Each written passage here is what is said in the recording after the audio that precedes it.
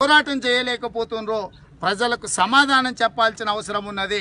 ఈనాడు కేటీఆర్ కాంగ్రెస్ పార్టీకి 70 సీట్లు వస్తే రాజకీయ సన్యాసం తీసుకుంటా అని మాట్లాడుతున్నాడు. నేను అడుగుతున్న కేటీఆర్ని, నువ్వు విదేశాలకు పారిపోవడానికి మార్గాన్ని ఎత్తుక్కుంటున్నావు.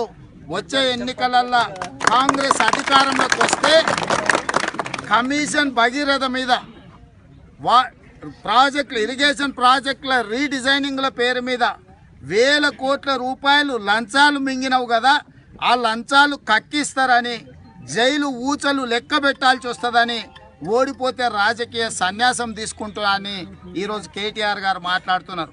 మీరు ఇసిరిన సవాల్ను ప్రజలు విశ్వసించాలంటే మీ పాస్పోర్టును డీజీపీ దగ్గర మీరు సరెండర్ చేయండి. మీ పాస్పోర్ట్ మీ దగ్గర ఉంటే దేశాన్ని వదిలి పారిపోయి ఇతర దేశాలలో దాచుకునే ప్రమాదం ఉంది. మీరు ఇసిరిన సవాల్ను కాంగ్రెస్ పార్టీ స్వీకరించింది. ఉత్తమ్ కుమార్ రెడ్డి గారు, పెద్దలు కోమటిరెడ్డి వెంకటరెడ్డి గారు ఇద్దరు మీ సవాల్ను స్వీకరిస్తున్నామని ముందుకు వచ్చిండ్రు. నువ్వు ముందుకు రా, నీ పాస్పోర్టును డీజీపీ దగ్గర సరెండర్ చేసి నీ సవాల్ను నీ పార్టీ గెలుస్తుందని అంటున్నావు కదా, ఏ రకంగా గెలుస్తుందో ప్రజలకు వివరించు.